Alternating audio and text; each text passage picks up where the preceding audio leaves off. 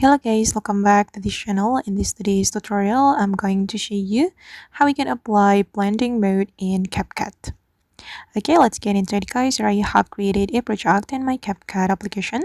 And first of all, I'm going to add overlay to this video. I'm going to blend this video with another video. So I'm going to click on overlay and click on add overlay. And I'm just going to choose a video from CapCut library. I'm going to select atmosphere. I'm going to choose this video and then add it to my project. Okay, and I'm going to zoom in to fit the screen like this. And if you want to apply the blending mode, we can go to the splice, menu, and you can choose the mode that you want to apply to your video. For instance, I'm just going to select